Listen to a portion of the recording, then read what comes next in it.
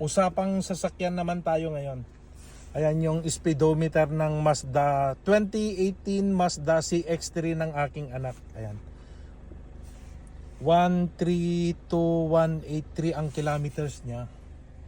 Tapos pina-change oil ko plus 371979 magche-change oil ulit bago mag-winter. Sa Love City ko siya pinagawa, $87 kasama na tax. 2018. Ito ay pre-owned ito. Pinorchase ko to na used sa dealer. Hindi lang ako makapag-change oil dito kasi nangungupahan ako sa townhouse. Bawal. Baka mag-spill tayo na langis dito ay mumultahin tayo, ipupulis tayo. Ang dumi pa. Pasensya na. Ayan. Ang daming maintenance ng sasakyan. Battery. Ayan, chinek yung filter. Ay, yung pre-owned vehicle ito. 2018. Mas magandang mag-purchase ka ng ganito sa dealer kaysa yung bibili ka ng used sa marketplace na hindi mo alam tumingin. Sayang yung pera mo.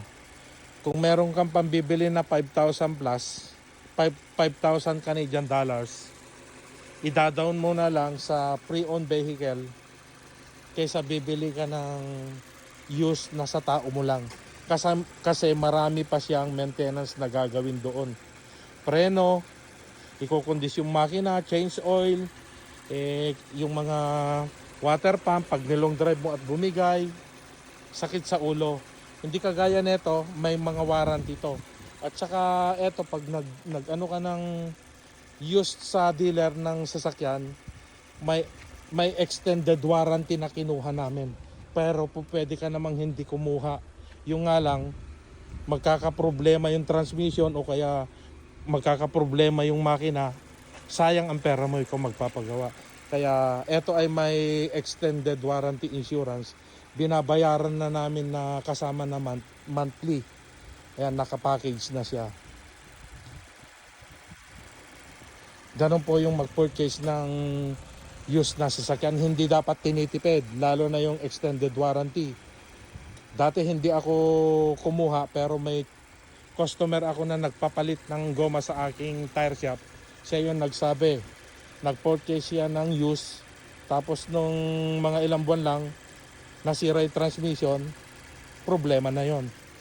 Kaya napaka yung extended warranty sa pre-owned na used car pag nag-purchase ka. Ayan si Banawe Red B. Hindi po ako mekaniko, tireman lang. Sinishare ko lang yung mga experience ko. Ayan. Mine-maintenance din yan. Pa summer, nililinisan yung mga brakes.